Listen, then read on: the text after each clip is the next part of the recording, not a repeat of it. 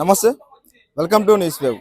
కాంగ్రెస్ ప్రభుత్వం గద్దెనెక్కి 2 సంవత్సరాలు దాటినా ఇంతవరకు నిరుద్యోగులను పట్టించుకోని పరిస్థితి. ఎలాంటి నోటిఫికేషన్ కూడా అధికారంగా ఇచ్చే పరిస్థితి లేదు. మరి ముఖ్యంగా ఈ కాంగ్రెస్ ప్రభుత్వం అధికారంలోకి రావడానికి ముఖ్య కారణం నిరుద్యోగులు. ఆ రోజు నిరుద్యోగులు అడ్డం పెట్టుకుని అధికారంలోకి వచ్చిన కాంగ్రెస్ ఈ రోజు నిరుద్యోగులకు ఇచ్చిన హామీలు తొంగలో తొక్కడం జరుగుతుంది. మరి నిరుద్యోగులందరూ మనతో మాట్లాడి సరే వాళ్ళతో మాట్లాడి అడిగి తెలుసుకునే ప్రయత్నం చేద్దాం. అన్న నమస్తే అన్న, చెప్పండి అన్న, అసలు ఏం జరుగుతుంది? ఇంతవరకు ఒక నోటిఫికేషన్ కూడా రాలేదు అధికారికంగా. అన్న, మన తెలంగాణ రాష్ట్రంలో మన కాంగ్రెస్ ప్రభుత్వాన్ని మెయిన్ గా తెచ్చింది నిరుద్యోగులు. రాష్ట్రంలో 3 సంవత్సరాలు అవుతున్నా గానీ ఒక్క జనరల్ నోటిఫికేషన్ లేదు. గత ప్రభుత్వంలో ఉన్నటువంటి నోటిఫికేషన్ లకే సెలక్షన్ ప్రాసెస్ చేసి రిక్రూట్మెంట్ ప్రాసెస్ చేశారు. ఇప్పుడు పిల్లల్ని ఏమంటారు అంటే 60,000 ఉద్యోగాలు ఇచ్చినాం, 1,00,000 ఉద్యోగాలు ఇచ్చినామని కూడా చాలా మంత్రులు చెప్పారు. ఇప్పటికీ ఒక జనరల్ నోటిఫికేషన్ లేదు. ఇంకెప్పుడు ఇస్తారు? పిల్లల ఆటలాడుకుంటారు వాళ్ళ జీవితాలతో. మేము ఎవరి మాటలు విని ఈ ప్రభుత్వాన్ని తెలియదు. బ్రహ్మాండంగా నడిపిస్తున్నటువంటి కేసీఆర్ ప్రభుత్వాన్ని మేము గద్దెన దించినామని అంటే వాళ్ళు ఉద్యోగాలు ఇవ్వలేదని. మన తెలంగాణ రాష్ట్రం వచ్చింది మన నీళ్లు, మన నిధులు, మన నియామకాలని. నీళ్లు వచ్చినాయి, నిధులు ఎట్టుపోతున్నాయి, ఢిల్లీకి పోతున్నాయి, నియామకాలు ఊసే లేదు. ఇప్పటికీ గ్రూప్ 1, గ్రూప్ 2, గ్రూప్ 3 ఉద్యోగాలు బ్రహ్మాండంగా ఇచ్చిన ఊసే లేదు ఇక్కడ ఈ ప్రభుత్వం వచ్చి. ఇంకా మేము ఏం చేయాలో అర్థం కాని పరిస్థితి. ఎన్నో కార్యక్రమాలు చేసినాం, ధర్నాలు, రాస్తారోకోలు, ముట్టడి కార్యక్రమాలు ఎన్నో చేసినాం. కానీ ఇప్పటికీ ఎలాంటి పాజిటివ్ స్పందన లేకపోవడంతో నిరుద్యోగుల యొక్క ఉత్సాహాన్ని కించపరుస్తున్నట్టు కూడా కనిపిస్తా ఉంది.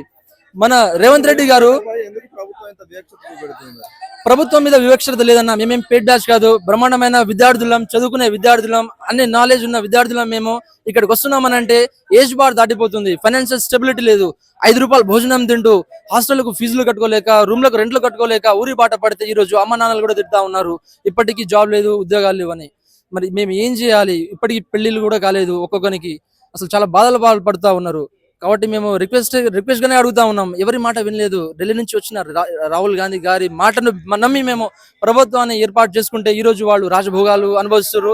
ఇక్కడ ఎండలో ఎండుతా ఉన్నారు విద్యార్థులంతా. గతంలో అద్దంకి దయాకర్ గారికి వచ్చి ఇక్కడ ప్రెస్ మీట్ పెట్టి మాట్లాడడం కూడా జరిగింది. త్వరలో నోటిఫికేషన్ కూడా విడుదల చేస్తాం జరిగింది. మరి ఎందుకు అని ఇంత ఆలస్యం జరుగుతుంది? మన రాష్ట్రంలో ఉన్నటువంటి రాజకీయ నాయకులంతా వాళ్ళ స్వలాభాలని చూసుకుంటారు కానీ అసలు విద్యార్థులను పట్టించుకునే పరిస్థితి. ఎమ్మెల్సీ పదవి వచ్చినటువంటి మన కోదండరాం సార్ కావచ్చు, మన రిజ్వాన్ సార్ కావచ్చు, ఇక్కడ బల్మురి వెంకటన్న గారు కావచ్చు, వీళ్ళందరికీ వాళ్ళ స్వలాభాలు చూసుకుర్రు. వాళ్ళ పరిస్థితులు అయిపోయినాయి, బట్ గట్టిగా సంపాదించుకుర్రు, పేరు ప్రఖ్యాతలు వచ్చేసింది. ఇప్పుడు విద్యార్థులని పట్టించుకునే పరిస్థితి ఉంది. ఉద్యోగ నోటిఫికేషన్ ఇస్తామని అంటారు కానీ అసలు ఊసు లేదు. కీలక పాత్రలైన హోంశాఖ కావచ్చు, విద్యాశాఖ కావచ్చు, ఈ బాధ్యతలని సీఎం రేవంత్ రెడ్డి గారి దగ్గరనే ఉంచుకోవడం ఇది చాలా బాధాకరమైన విషయం. ఇది వారి దగ్గర ఉంచుకొని ఏం బీక్తారన్న? బ్రహ్మాండంగా వేరే వాళ్ళకి ఇస్తే వాళ్ళు వాళ్ళ బాధ్యతలు స్వీకరిస్తారు, బ్రహ్మాండంగా పరిపాలిస్తారు. ఇప్పటికీ ఇది గట్టిగా కోరుకుంటున్నా ఉన్నా. రేపు జూన్ 2వ తారీఖు మన తెలంగాణ రాష్ట్ర ఆవిర్భావ దినోత్సవం ఉంది. ఆ రోజు నాడు పకడ్బందీగా షెడ్యూల్, నెక్స్ట్ ఏమో ఉద్యోగ నోటిఫికేషన్స్ ఇవన్నీ పకడ్బందీకి ఇచ్చి విద్యార్థులను ఆదుకోవాలని కూడా నేను కోరుకుంటా ఉన్నా. ఒకవైపు నోటిఫికేషన్ రాని పరిస్థితి, మరోవైపు నిరుద్యోగులకు ఏజ్ అనేది సడలింపు లేదు. ఏజ్ పెరిగే కొద్దీ మరో నోటిఫికేషన్ కూడా రావట్లేదు. దానిపై మీ స్పందన? ఇప్పుడు మేము ఏమంటున్నాం అంటే ప్రభుత్వం వచ్చి 3 సంవత్సరాలు అయింది. ప్రెషర్ పెడుతున్నారు అనుకుంటారు కానీ ఫ్రెషర్స్కి ఓకే, కానీ 30 సంవత్సరాలు 35 సంవత్సరాలు దాటిన వాళ్ళ పరిస్థితి దారుణమన్న. ఇక్కడ చూస్తుంటే తెలంటికలు వచ్చి ఒక్కొక్కరికి చదువుతూ సడన్ గా ఇక్కడ సిలబస్ మారితే పరిస్థితి ఏంది వాళ్ళది? వాళ్ళు ఎన్నాళ్ళని చదువుతారు? ఇంకా పెళ్లిళ్ళు కాకపోతే ఇజ్జత్ పోతుంది వాళ్ళది. ఎలాంటి శుభకార్యాలు జరుగుతున్నా కానీ వెళ్ళని పరిస్థితి. చాలా నీచంగా చూస్తుర్రు. నేను అన్నాను కదా, తెలంగాణ స్టూడెంట్స్ లీడర్స్ లెక్క బ్రతకాలనుకున్నారు కానీ ఇక్కడ లీడర్స్ యొక్క చేతులు నలిగిపోతున్నారు ఈరోజు నిరుద్యోగులంతా. మేమంతా ఎవరికి తక్కువ కాదనుకుంటారు కానీ ఉద్యోగం లేకపోతే డెఫినెట్ గా ఆయన తక్కువనే చూస్తారు సమాజంలో. కాబట్టి దీన్ని ఇప్పటికైనా పరిష్కరించి వెంటనే ఉద్యోగ నోటిఫికేషన్ ఇస్తే వాళ్ళని ఆదుకున్నట్టుగా ఉంటుంది. నెక్స్ట్ మీ ప్రభుత్వాన్ని తెచ్చే పరిస్థితుల్లో కూడా మేము ఉంటాం. కానీ ఇప్పటికీ ఆదుకోకపోతే ఇంకా మీరు ఎట్లా వస్తారని కూడా నేను అడుగుతా ఉన్నా. జూన్ 2వ తారీఖు నాడు మేము వేచి చూస్తామన్నా. ఎలాంటి కార్యక్రమాలు పెట్టుకోలేదు, ముట్టడి ధర్నాల కార్యక్రమాలు ఏం లేదు. బ్రహ్మాండంగా ప్రభుత్వం చేపట్టే కార్యక్రమాలకు మేము స్వాగతిస్తాం. కానీ ఇవ్వకపోతే, ఎలాంటి షెడ్యూల్ నోటిఫికేషన్స్ ఇవ్వకపోతే మాత్రం తీవ్ర పరిణామం ఉంటుంది.